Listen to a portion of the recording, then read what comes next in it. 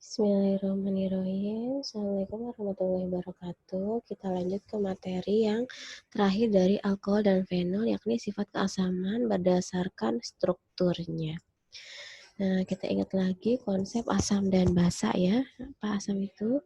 Asam itu meliputi donor proton atau pemberi ion H+, dan dia dicirikan dengan pKa-nya yang kecil. Jadi kalau misalnya ada beberapa deret pKa, maka jika ada yang lebih kecil itu pasti sifatnya lebih asam. Lalu untuk basa, kebalikannya ya, yakni akseptor proton atau pemberi ion OH-. Nah, di sini bisa juga dia menerima H+, tapi identik dengan pemberi ion OH-. pKa-nya akan terlihat lebih besar jika dibandingkan yang lainnya, maka dia bersifat lebih basa. Nah, ini sifat-sifatnya. Jadi, alkohol dan fenol itu merupakan asam dan basa lemah. Karena dia lemah, dia bisa menjadi asam, bisa menjadi basa, disesuaikan dengan kondisinya. Jika keduanya bertindak sebagai basa, ini reaksinya alkohol. Perhatikan, alkohol itu kan R ya. R itu apa? Alkil ya. Alkil dari alkohol itu C berapa gitu kan. Terus ada OH. Nah, OH-nya kita pecah nih ya, biar terlihat. Nah, si OH ini narik H+. Berarti dia menerima H+. Menerima H+ artinya dia adalah sebagai basa. Nah, tadi belum melengkapi ya. Jadi kalau dia selain mendonorkan OH-, dia juga menerima H+. Maka dia jadi ion oksonium. ROH-nya 2, muatannya positif. Nah, ini dia menjadi apa? Kalau di Arrhenius itu dia menjadi basa, berarti asam konjugasinya ya. Begitu juga dengan fenol. Fenol itu kan punya gugus benzen. Itu di sini AR ya, disingkat jadi AR. AR itu apa? Aril atau alkil dari benzen. Ketika dia AROH, fenol, ketemu dengan asam yang sangat kuat, dia menjadi basa. Nah, dia menerima H+ dari asam ini. Ayah jadi ion oksonium juga dalam bentuk aril OH2+. Jika keduanya bersifat asam, ini reaksinya. Kalau tadi dia menerima H+ karena direaksikan dengan asam yang lebih kuat, nah sekarang dia menjadi asam. Berarti dia melepas H+, tentunya dia direaksikan dengan yang lebih rendah kekuatan asamnya seperti air. Nah, di sini air itu dia bisa menarik H+. H+, muatan negatifnya ke O, akhirnya dia jadi alkoksida. Ion alkoksida. H+-nya lepas, nempel ke air ya. Jadi airnya bermuatan positif kan, ion hidronium. Begitu juga dengan fenol. Fenol juga bisa menjadi asam. Ketika dia bertemu dengan air, maka H+-nya ditarik sama air. Ibu bilang ditarik ya, tapi panahnya ke sini ya. Nah, ingat, ini jangan sampai miss ya. Dimanapun di seluruh dunia ini, jika suatu reaksi itu panahnya selalu dari negatif. Panahnya selalu dari yang lebih negatif. Untuk menyerang ya, bukan perpindahan elektron. Lihat panahnya, ya ini panahnya kecil, ini panah pemungut. Panah pengambilan suatu unsur atau atom, bukan muatan ya. Ketika dia mengambil unsur atom, maka akan arah panahnya tidak pernah terbalik, itu selalu dari yang negatif yang menyerang. Meskipun bahasanya H+-nya ditarik, tapi panahnya selalu dari yang lebih negatif. Seperti itu ya. Kalau yang warna pink atau ungu ini terlihatnya di kalian ini beda. Kalau dia ini bukan atom yang berubah, tapi muatannya yang berubah, jadi makanya panahnya lebih kecil.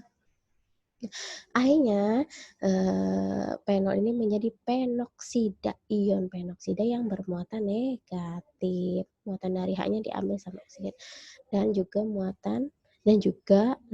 molekul dari air yang menjadi positif, ion hidronium. Nah, berikutnya nilai pKa nih. Tadi kan dibahas ya. Wiker acid. Nah, wiker acid pKa-nya besar ya. pKa besar berarti logaritmanya negatifnya besar ya. Negatifnya besar makanya pKa-nya besar. Oke, udahlah, biarkan itu logaritma. Kita ingat saja pKa besar itu berarti lebih basah. Lebih basah artinya asamnya lebih lemah. Semakin kecil, semakin kecil, semakin kecil. Semakin kecil ini semakin asam kuat. Nah, ini strukturnya. Keasamannya coba lihat. Alkohol ada di mana? Di sini ya. Ini sini fenol ya. Fenol itu lebih asam dibandingkan alkohol yang biasa. Ini kita bahas ya. Ada keasaman relatif alkohol. Dari tampil di atas, kita lihat, oh air itu lebih lemah loh asamnya dari alkohol. Oh, alkohol juga lebih lemah. Yang paling kuat apa? Fenol, ya kan? Fenoksida itu disampaikan oleh resonansi. Nah, di sini Ibu tidak memberikan rinci resonansi seperti apa. Kalian siap-siap ya, cari ya resonansi itu seperti apa sih gitu. Pergerakannya seperti apa sih, elektronnya seperti itu. Nah, di sini yang tadi ya, ada pergeseran elektron, H plusnya ditarik, muatannya ke arah O. Nah, ini nih contohnya nih. Ini namanya terdelokalisasi. Lokalisasi itu tapi image-nya negatif ya. Jadi dia tuh muter-muter aja di situ aja. Nah, jadi di sini dengan cara resonansi. Nanti kalian coba sendiri ya di di Camdraw-nya membuat seperti ini. Ini ada panah-panahnya nih, panah melengkung kayak gini di latihan ya. Nah, jadi gini. Misal tadi kan mulainya, oke kita mulai dari sini. Sebenarnya mulai bisa dari mana aja. Mulainya dari sini. Ketika H ditarik oleh H2O, ditarik ya walaupun manahnya ke sana, muatan elektronnya atau pasangan elektron bebasnya pindahkan ke oksigen. Oke, oksigen jadi apa? Negatif. Negatifnya yang sendirian dong oksigen, kata yang sebelahnya. Sumbangin dong, sumbangin gitu. Akhirnya si muatan ini ditarik sama C sebelahnya. C sebelahnya itu sebenarnya dia udah penuh muatannya elektronnya. Nah, gimana biar dia stabil? Akhirnya si elektronnya pindah ke sebelahnya. Jadilah seperti ini. Kebayang nggak? Perhatikan. Jangan sembarangan memindahkan muatan negatif. Selisihnya berapa? 2 unsur ya. Kan oksigen. Oksigen sebelahnya C. Taruh dia C1. Berarti dia ke C2. Jadi dari oksigen ke C2. Habis C2 selisihnya 2 lagi ke C4. Ya kan? Bukan sebelahnya, tapi sebelahnya lagi.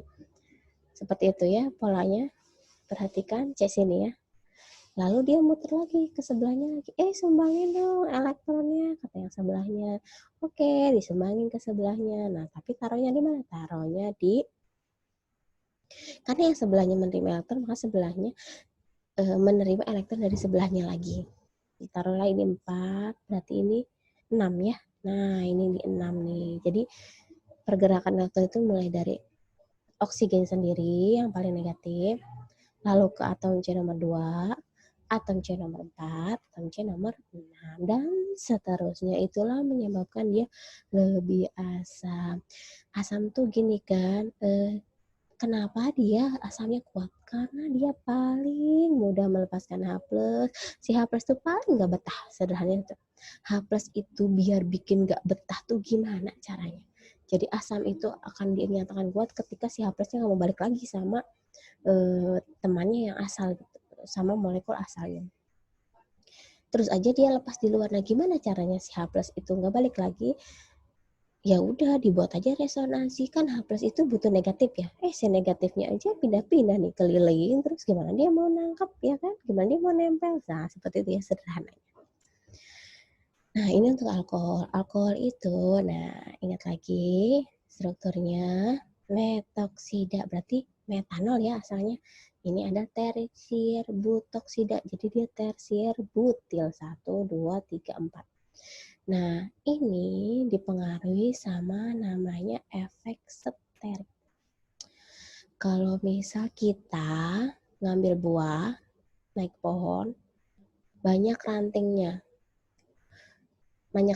kan, banyak cabang-cabangnya. Kira-kira kita ngambil buah yang terdekat dengan tidak ada gangguan ranting atau yang jauh yang banyak terhalangi sama ranting-ranting. Nah, pasti kita ngambil yang dekat kan. Nah, itu juga. Ini juga membuat dia H+ yang sudah lepas jadi males nempel lagi. Ketika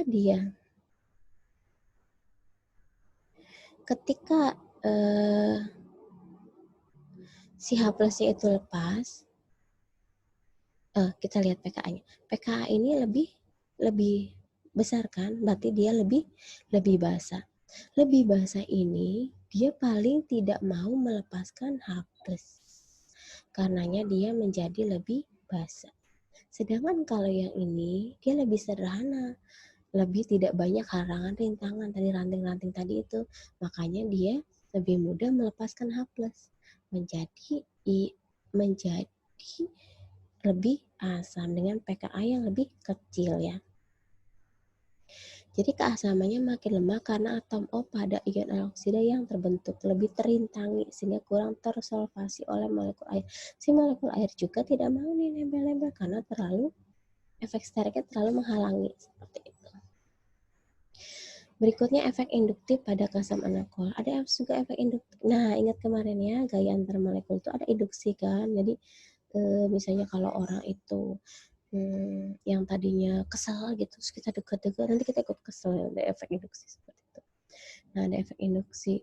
Ini kan pKa-nya lebih rendah, berarti lebih asam. Ini pKa-nya jauh banget nih, dia lebih basah. Bedanya apa sih? Padahal mirip ya ini ya. C-nya apa? 4 ya. Ini C-nya 4. Tapi bedanya apa? Bedanya ada F. F itu lebih negatif ya. Unsur elektronegatifnya lebih kuat. Jadi dia tuh senang banget narik-narik elektron di sekelilingnya. Karena elektronnya di sekelilingnya lebih kuat ditarik, H+ males dong nempel. Kurang negatif nih yang saya tempelin karena elektronnya udah ditarik nih sama F. Nah, H+ ini lebih mudah lepas pada senyawa alkohol dengan ada elektron yang memberikan efek negatif yang besar seperti F ya. Efek negatifnya besar kan F. Kalau ini, aku suka jangan gak mau lepas-lepas. Kenapa? Karena di sini yang ditempel H aja muatannya udah positif ya kan. Otomatis dia nggak mau narik-narik elektron yang di sini, dia udah stabil di sini molekul. Nah, ini namanya istilah pendorong elektron. Jadi di sini dia elektronnya banyak dan H-nya nggak mau lepas, makanya pKa-nya besar, cenderung lebih basah seperti itu. Kita balik lagi ke fenol. Nah, fenol itu kan jauh lebih asam ya tadi, melepaskan H+ ya kan, pKa-nya sekitar 10 nih, kalau alkohol sampai 16. Nah, dia itu sehingga mudah menjadi ion kan, ion penoksida. Nah, karena dia mudah menjadi ion, makanya dia bisa bereaksi dengan basa kan. Ion asam itu bisa bereaksi dengan basa ya, dengan maksudnya dengan muatan positifnya. Jadi H-nya kalah nih, diambil sama Na+. Jadi dia membentuk garam, natrium penoksida. Kalau alkohol tidak. Kenapa? Karena alkohol itu lepas H+-nya lepas dari oksigennya kan tidak begitu stabil. Jadi Na juga nggak begitu mau sama alkohol seperti itu ya. Sederhananya seperti itu.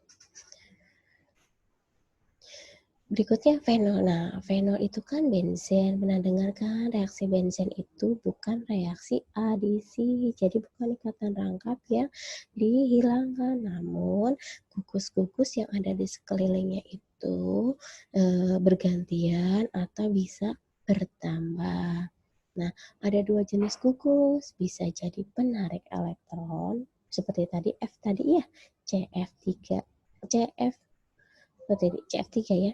Bisa juga pendorong elektron seperti metil tadi ya, metil pada alkohol tersier itu dia menjadi pendorong elektron karena dia menjadikan oksigen di dekatnya lebih negatif.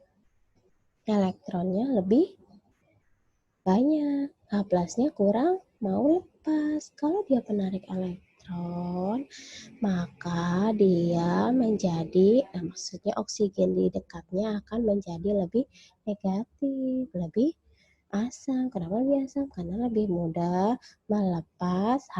Nah, lihat nih. EWG, electron withdrawing, menarik. Dia lebih increase phenol acidity ya. Tapi sebaliknya kalau dia diberi pendorong elektron, oksigennya menjadi kurang negatif. H+-nya bertahan di sini, jadi dia decrease, menurunkan sifat keasaman gitu ya. Jadi ini beberapa ini cukup logika sederhana aja. Nah, ada namanya nitrofenol. Nitrofenol itu apa sih sifatnya kalau nempel sama bensin? Oh, ternyata dia gugus penarik elektron. Sebenarnya mudah sih. Gugus penarik elektron itu kita lihat saja muatannya. Maksudnya yang terikat itu dia elektronegatifnya besar nggak sih? Kalau besar biasanya dia penarik elektron. Dia kan udah kuat nih, dia malah narik elektron gitu kan. Bukannya dia udah banyak elektronnya, ngasih enggak ya. Kalau di sini dia udah banyak elektronnya, dia malah narik gitu. Maka makin banyak gugus nitro ini, NO2 makin kuat asamnya. Sampai 0,6 ya, asam kuat loh ini, nitrofenol ini. Nah, perhatikan. Seperti tadi ya, pergerakan elektronnya dari oksigen. Nah, ini juga kenapa membantu sisi lain selain dia memang sebagai elektron, tapi ternyata secara sistem resonansi dia itu membantu elektron tambah betah loh di sini. Si negatifnya itu muter-muternya tambah banyak. Kalau tadi kan hanya cincin bensin kan dari C2, C4, C6. Nah, sekarang tambah panjang. Kalau misalnya kita punya rumah kecil sama punya rumah besar, kayaknya lebih betah rumah besar ya, bergerak ke sini, jadi otomatis kan dia tidak mau ditangkap kan, nggak mau ditempelin sama H+, makanya dia semakin asam, ya kan, muter di sini ya. Nah, ini elektron ini bergeraknya ke bawah, nggak langsung ke karbon sebelahnya, tapi dia ke bawah dulu, ke sini muter nih. Dia muter ke bawah, terus baru muter ke atas. Kebayangkan tambah panjang jalannya ya. Jadi aja H+ itu tambah males nempel di sini, otomatis kalau H+-nya males ya udah dia semakin asam deh sifatnya. Mengapa keasaman nitrofenol lebih kuat daripada fenol? Pertama karena efek induktif. Induktif itu karena dia lebih bermuatan ya, maksudnya banyak muatan. Dia memang muatannya positif, tapi di dalamnya kan penuh dengan karakter negatif yang besar kan, N juga sudah besar, oksigen juga besar, karena salah satunya dia menjadi syarat di kata hidrogen kan. Namun gugus NO2 itu bermuatannya positif. Termasuk gugus yang sangat kuat menarik elektron. Kedua, karena muatan negatif pada atom O dari OH. OH tadi kan hanya lepas ya, terdelokalisasi pada posisi ortopara. Jadi semakin banyak, kebayangkan kalau tadi elektron muter di bensin aja, itu aja udah asam, fenol itu ya. Sekarang dia muternya ada NO2. Ibaratnya kalau tadi rumah cuma satu kamar, tambah lagi kamar satu lagi, bukan tambah ya, maksudnya diperlebar lagi satu kamar di luar. Tambah senang, ditambah betah deh, muter-muternya tambah gak aktif gitu ya, muter-muter. Tambah lagi satu kamar lagi, wah tambah gede lagi, tambah susah lagi. Kalau kita ngajar anak kecil itu semakin sulit ditangkap. Nah, ini juga sama. Jadi oksigennya itu oksigennya itu semakin negatif. Kenapa? Karena dia terdelokalisasi, elektronnya keliling terus terlokalisasi di situ. Analog yang biasa mengapa 246 trinitro, 3 ya, nitrofenol bersifat asam yang sangat kuat. Jadi kebayangkan semakin banyak NO2-nya, semakin oksigen itu negatif, semakin banyak pergerakan elektron mengelilingi senyawa fenol ini. Baik, cukup sampai di sini. Silakan dipersiapkan. Gini, cari rujukan dari manapun itu, tapi jangan sampai rujukan yang menyesatkan. Siapkan pertanyaannya, lalu nanti kita diskusi di minggu depan. Terima kasih. Assalamualaikum warahmatullahi wabarakatuh.